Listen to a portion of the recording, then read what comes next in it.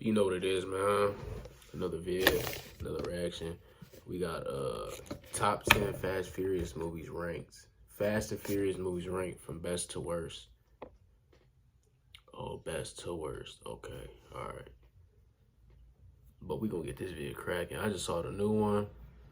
Man. I think the newest one is the best one we haven't had in like, I don't know. 9 was cool, wasn't bad. 8, I didn't fuck with 8. 8 didn't sit right with me. 7 was the shit. 6 was the shit. 5 was peak. 4 was just, you know, that was early on, and then the rest of them. But man, we about to get this cracking. I'm gonna see what this list say. I don't know if this includes the new one, or is this is just the other ones. It's been 22 years since we first witnessed the wonderful, explosive, campy world of the Fast and the Furious. Does that make you feel old or what? Now that we're 9 films into the franchise, I think we can agree that it's been one absolutely joyously wild ride to be on. Well, for the most part at least. From films focused on illegal street racing to movies that take us to outer space. Really? They did that, huh? Okay, these are the Fast and Furious movies ranked from worst to best. Ride or die, remember? The fate of the Furious. One of the greatest cardinal sins of filmmaking is onboarding such an immensely talented and beloved performer and putting them in a loud, explosive movie with very little to do, or even worse, very little character to explore. That's what happened with the wonderful Charlize Theron, who was, let's be honest, very out of place in this film. Almost as out of place as her dreadlocks. The same could be said for Helen Mirren, who cameoed as Deckard Shaw's mom. However, it's not fair to pin the stink on the actors. The plot was confusing and clumsy and absolutely riddled with plot holes. Dom is a bad guy now because bad guy lady has blackmail on him that involves his family? Cool, but try not to think too hard about it while he's shooting his friends. Or dare I say family, as Dom himself would call them, and helping the villain kick off a nuclear war. Obviously, it was all meant to work out in the end, and everyone is okay because of plot armor. But you knew that from the start, didn't you? You love me, and you are not gonna shoot me. Fast and Furious presents Hobbs and Shaw. Hobbs and Shaw is a With same game parlays on FanDuel. This is best to worst. How the hell is Fate and Furious #1?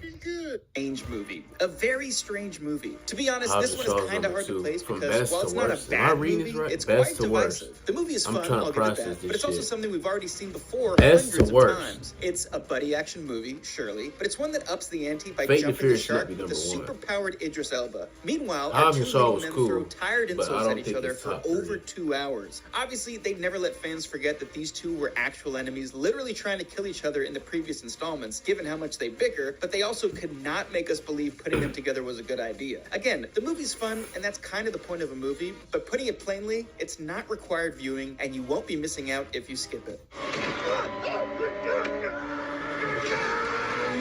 Fast and Furious. Oh, I know that In no hurt. way That is it nigga's paralyzed. confusing that they decided to name the 4th movie in the franchise Fast and Furious rather than The Fast and the Furious 4. I mean, Yeah, there's they no should've put the, 4 on and it it. has an ampersand in it rather than and. In a way, I guess it sort of makes sense. This film is kind of a soft reboot, attempting to revamp the series from its roots in underground car culture to a more mainstream action franchise. Yeah, While it yeah, successfully Fast sets and the Furious stage for 4 is future crazy. films, it lacks the compelling dynamic I between the remember when I was original younger, films I Brian would and just literally Dom, watch and is the Fast and moodiest Furious and on least repeat enjoyable up of the until the franchise. 4th one. The absence of Vin Diesel in the Fast 5 second and wasn't even third out films, yet. and the death of Michelle Rodriguez's Letty cast a shadow over the proceedings, making it one of the more forgettable entries in the series. Regardless, I still think it remains a crucial part of the franchise's overall evolution.